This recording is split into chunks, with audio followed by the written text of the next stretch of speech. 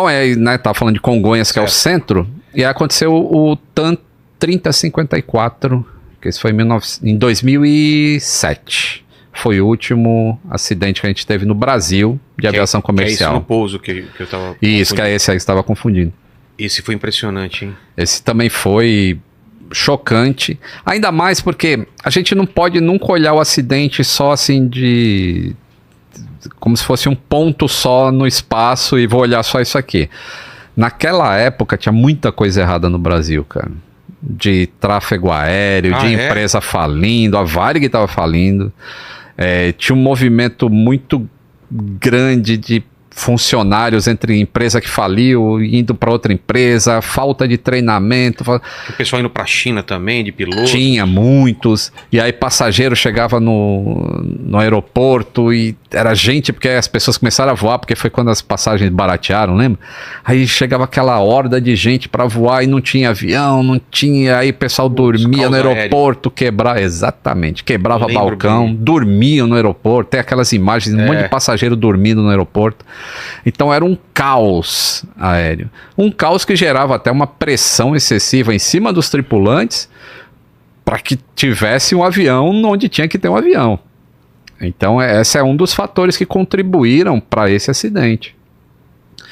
Quer que eu explique mais ou menos o que aconteceu assim bem resumidamente? Então, esse avião tinha um problema... Essa imagem, o que é, Lene? É pós o esse acidente? É pós-acidente. Pós o acidente. E um avião da TAM, coincidentemente, aí nessa foto, pousando, né? Isso. Mas... supostamente o modelo, talvez... Então, é o mesmo modelo. Mas o pouso seria, então, inverso a esse, não vindo daqui para cá. Isso, era Jabaquara sentido Moema. Porque veio para lá, escorregou daquele... Isso, ele nem passou naquele xadrez ali. Não passou, foi antes, já escorregou. Ele já veio fazendo curva para a esquerda antes, por causa de um reversor também, ó, que curioso.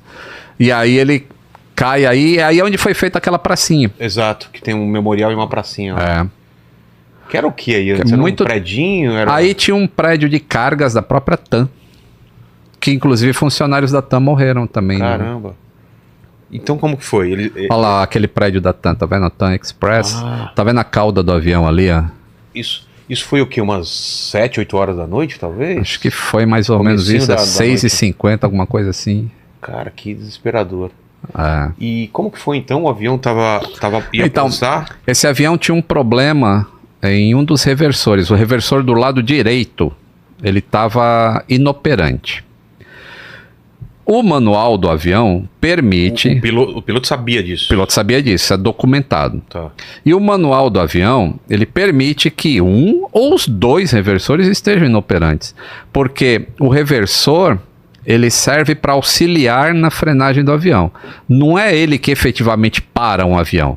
Se você perder o freio do avião... Aí você não consegue parar só com o reversor até a pista acabar. Entendi. Agora, se você tiver sem os dois reversores, você vai frear dentro da pista ainda, porque o cálculo é feito para a falha desses dois. Fala assim, eu tenho os dois funcionando, mas se falhar os dois, eu ainda paro na pista. Entendi. Isso que é calculado a extensão da pista, então. Isso. Por isso que quando o avião está muito pesado, ele pode pousar em alguns aeroportos, mas não no Santos Dumont, por exemplo. Que é muito curto. Aí tem um limite que você tem que parar ali, em 1.350 metros, acho, 1.390. Então, existia esse reversor direito inoperante. Aí a tripulação assume e eles vão até Porto Alegre e pousam. E lá, o procedimento de reversor inoperante é feito de maneira correta.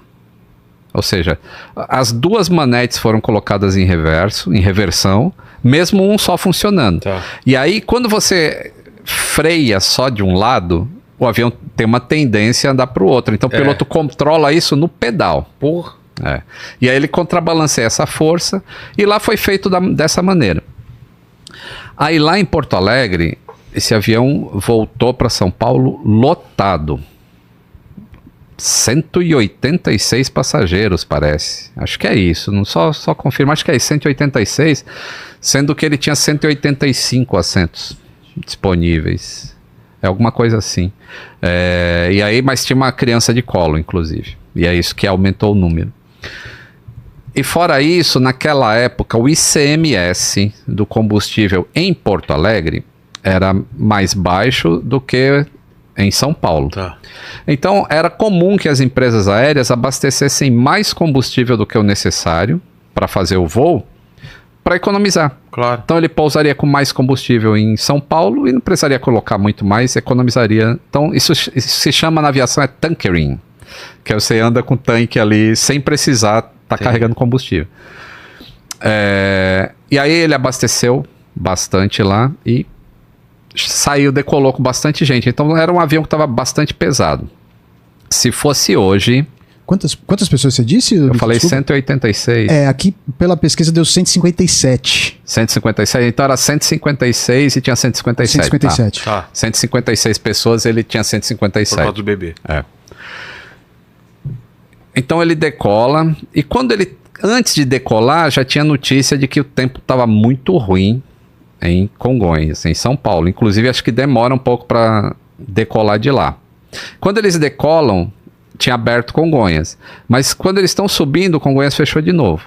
Aí durante a rota, nessa 1h30 de voo, aí as condições em Congonhas melhoraram, mas ainda estava chovendo e a pista molhadíssima. E aí a pista de Congonhas tinha aquele problema do tal do groove, que a água não dispersava, não escorria direito, né? Então eles vêm aproximando. Mas não se sabia disso, cara? Antes? Sabia. Ah, tá. Eles sabiam.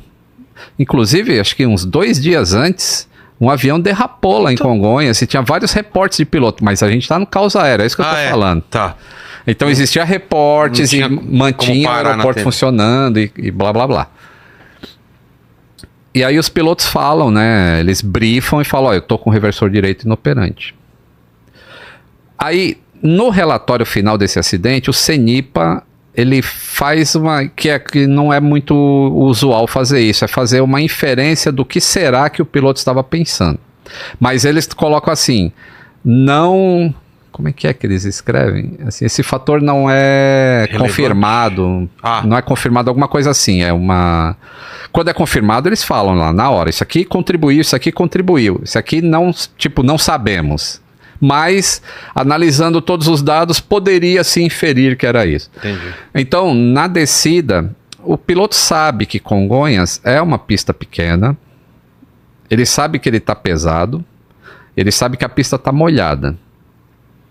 Então, pode ser que o piloto tenha tentado fazer um procedimento diferente do que o que ele tinha feito lá em Porto Alegre. E esse diferente seria fazer o procedimento antigo de reversor inoperante, que seria, ao invés de trazer as 2 manetes para trás e aplicar o reversor, ele traria só a manete do reversor que está funcionando e a outra ficaria em marcha lenta. E aí ele aplicaria o reversor só do lado que está funcionando, que era o lado esquerdo. E ele toca no solo e só a manete esquerda é trazida para a posição e é aplicado o reversor.